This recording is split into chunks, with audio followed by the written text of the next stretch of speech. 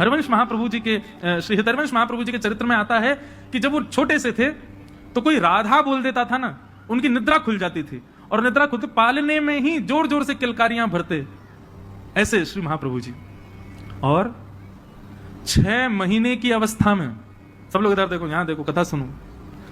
6 महीने की अवस्था में महाप्रभु जी ने पलना में पौढ़े पौढ़े, जैसे बालक कुल बुलाता है ना, कुल बुलाने का मतलब समझते हैं, नन्हा सा बालक कुल बुलाता है, उसके मुख से स्वर निकलते हैं, वो बड़े प्यारे होते हैं वो शब्द। ऐसे ही महाप्रभु जी 6 महीने की अवस्था में अपने पलना में पौड़े पौड़े कुल बुला रहे थे। और जब वो कुल बुला रहे थे तो उनके स्वर साधारण नहीं थे। उनके महाप्रभु हितरवंश महाप्रभु जी के ताऊ जी श्री नरसिंह आश्रय जी महाराज, नरसिंह आश्रम जी महाराज, उन्होंने जब ये स्वर सुना तो वो बोले कि ये बालक के सामान्य शब्द नहीं है। और उन्होंने ध्यान से जब शब्द सुने तो कलम लेकर के उसको लिखना प्रारंभ किया, जो स्वर बालक के 6 महीने की अवस्था में प्रकट हो रहे थे। और जब लिखते गए लिखते गए लिखते गए अंत तो गत्वा देखा तो श्री राधा रस सुधा निधि ग्रंथ तैयार हुआ, महाप्रभु जी के 6 महीने की अवस्था के स्वर से। उसी समय वो समझ गए ये बालक सामान्य नहीं है, साधारण नहीं है। हमें लगता है आज का बालक भी कुछ ऐसा ही ग्रंथ का अवलोकन बोलता होगा, लेकिन माता पिता ओ ले करके उसको शांति कर देते हैं। और उसको, क्योंकि ये बात सामान्य नहीं है। वो बालक मदालसा कहती है, शुद्धोषि मुक्तोषि निरंजनोषि संसार मायाम परिवर्जितोषि संसार मायाम परित्यज्य निद्राम मदालसा वाक्य उवाच वालम। वो बालक परम शुद्ध है, वो ठाकुर जी के समीप होके आया है अभी अभी आपके घर पर। वो ठाकुर जी के मूल रूप को जानता है, ठाकुर जी का चिंतन उसको पता है। उस समय अगर वो कोई स्वर प्रकट कर रहा है तो निश्चित है उसमें कोई वेदवाणी निश्चित होगी, पर हम लोग इतने ज्ञानी नहीं, इतने ज्ञाता नहीं, इसलिए हमको पता नहीं चल पाता। तो 6 महीने की अवस्था में जो स्वर प्रकट हुए उन्हीं से ही राधा सुधा निधि, जो कि हमारे वृंदावन के राधा वल्लभियों का प्राण धन है, वो प्रकट हो गया। धीरे धीरे महाप्रभु जी बड़े हुए और आप श्री के पूज्य पिताजी महाराज श्री व्यास मिश्र जी, उनके यहां ठाकुर जी की सेवा थी। वो ठाकुर जी की सेवा करते थे और आपके घर के ठाकुर जी का नाम श्री राधाकांत जी था। ठाकुर जी की सेवा पिताजी करते थे और नन्हे से श्री हितरवंश महाप्रभु वो बाहर आंगन में बालकों के साथ खेलते थे, कभी बगीचे में खेलते थे। लेकिन खेल कैसा था उनका, वो हमारे आपके जैसा खेल नहीं खेलते थे। तो वृक्षों से सुंदर पुष्प इकट्ठे करते, वृक्षों से सुंदर पत्र इकट्ठे करके उनकी सुंदर माला बनाते, उनके सुंदर सूत में बांध करके कुछ तैयार करते और फिर क्या करते, गांव में जाकर के एक गौर वर्ण के बालक को लेकर के आते, एक श्याम वर्ण के बालक को लेकर के आते और श्याम वर्ण के बालक को तो श्याम सुंदर बना देते और गौर वर्णा बालक को किशोरी जी के रूप में तैयार कर। ये उनका खेल था। और फिर दोनों को तैयार करके और फिर दोनों को निहारते, नन्हे सी अवस्था में, 6-7 वर्ष की अवस्था में। और फिर निहार के बलैया लेते और बलैया लेने के बाद फिर क्या करते, किशोरी जी का श्रृंगार उतार करके ठाकुर जी जिनको बनाया उनको पहना देते और ठाकुर जी का श्रृंगार किशोरी जी को पहना देते। ऐसा उनका खेल विलास था।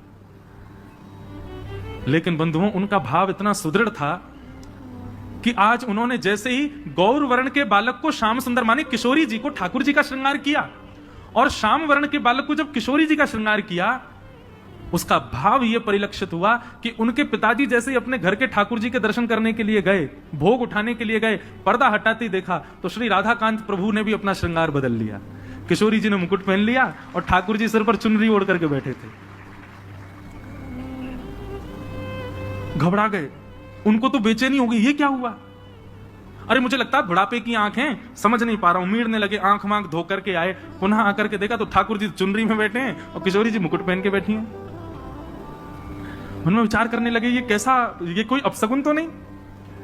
बस किसी से पूछने के लिए मंदिर से निकल के बाहर भागे तो बाहर बगीचे में देखा कि हरिवंश जी 2 बालकों की प्रदक्षिणा कर रहे हैं और जाकर के देखा तो क्या पाया कि श्याम वर्ण के बालक ने तो चुनरी पहन रखी है और गौर वर्ण के बालक ने मुकुट पहना है। देखते ही समझ गए, बोले ओहो, मेरे इस बालक की भक्ति की श्रेष्ठता इतनी हो गई कि वो बालकों के साथ श्रृंगार करता है और प्रत्यक्ष ठाकुर जी उसकी सेवा स्वीकार करते हैं। ये सामान्य बालक नहीं।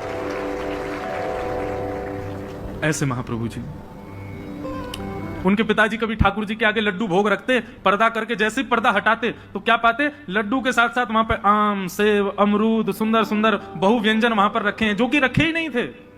अब उनको संशय नहीं होता था, जैसी ऐसी कोई लीला होती वो दौड़ करके हरिवंश जी के पास जाते, दौड़ करके हरिवंश जी के पास गए तो आज क्या देखा कि आज किसी बालक का श्रृंगार नहीं किया है।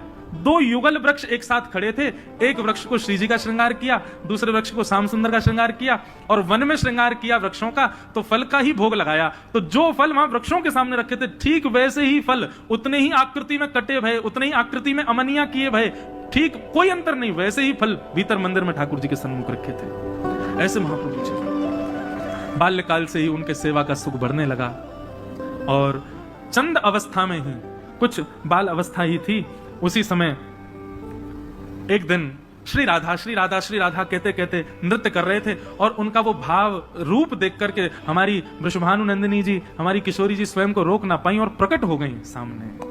और प्रकट होकर के श्री हित हरिवंश महाप्रभु को बाल अवस्था में किशोरी जी ने गुरु दीक्षा दी। उनकी गुरु कौन है? श्री किशोरी जी। किशोरी जी ने गुरु दीक्षा देकर के सेवा भाव समझाया, सेवा प्रणाली समझाई, आदि आदि सब भाव उनको समझाए। और एक अवस्था होने पर महाप्रभु जी अपने गांव से भ्रमण करते करते करते करते चिड़ियावल पहुंचे। वहां पर वही आत्मदेव ब्राह्मण जिसने महादेव से रत्न के रूप में राधा वल्लभ जी मांगे, वो आत्मदेव के यहां जाकर के दर्शन किया श्री राधा वल्लभ जी का। और राधा वल्लभ जी का दर्शन करके इतने भाव निमग्न हो गए, इतने में ही ठाकुर जी ने आत्मदेव को स्वप्न दे दिया और आत्मदेव जी से कहा, सुनो आपकी सेवा पूर्ण हो गई, हम आपसे संतुष्ट हो गए, अब एक काम कीजिए। बोले क्या? मंदिर परिसर में एक वैष्णव दर्शन कर रहे हैं हमारा हितरवंश महाप्रभु, इनसे जाकर के कहिए कि आपकी दो पुत्रियां हैं, दोनों पुत्रियों से उनका विवाह होगा। इधर देखो भैया, यहां देखो, हेलीकॉप्टर मत देखो, और ये अगर चले तो कीर्तन में चले तो ज्यादा अच्छा, नहीं तो सबकी नजर इस पर ही जाए। सब लोग सावधानी से सुनो, हम क्या बता रहे थे भूल गए, कहां था मैं?